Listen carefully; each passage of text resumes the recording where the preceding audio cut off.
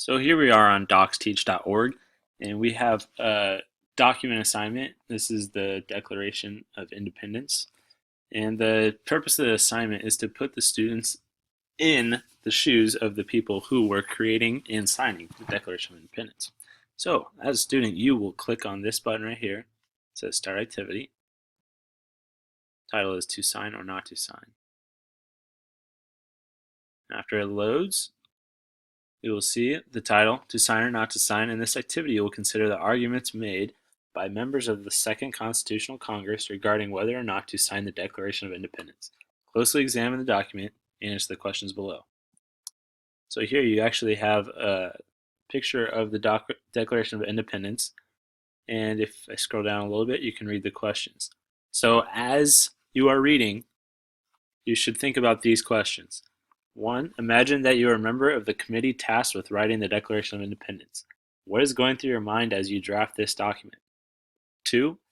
Eventually, 56 delegates from the 13 states signed the Declaration in geographic order starting from the bottom right, but a few of the delegates who had voted for independence decided not to sign it. What objections do you think they might have had? 3. If you were a member of the Second Constitutional Congress, would you have signed? Why or why not? Remember to consider the risks and benefits.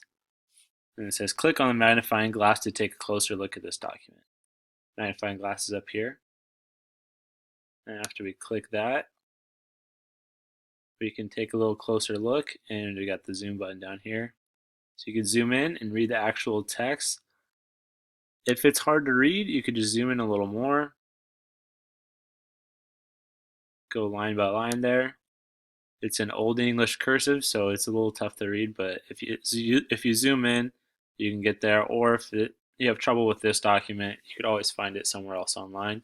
But the important part is to consider the questions that were asked of you before you started reading. I recommend reading this at least twice. One, the first time thinking about how you would support this document and answer the first question, and then the second and third time thinking why you wouldn't sign it. What objections would you have? You got to think about everything that's happening in the American Revolution at this point and relate that knowledge to this text and see what is going on here. And you have to put yourself in the shoes of the people that are creating this document. You have to remember they are rebelling against their government. There is no guarantee that they will win the war, and they are really putting themselves out there. So it's a really important thing to think about. What are you doing here by signing this declaration? Making yourself independent from the country that you have that has been in charge of you this whole time. So after you've done that and you thought about your answers, you're going to go to I'm done. You're going to type my email address right here. You're going to type your name right here. And right here, you're going to write out your answers to the questions. By this time, you should have just written and taken notes about what you have thought. And then you will write your response right here. And then once you are done, you'll send the email, click send email, and I will get your response. Thank you.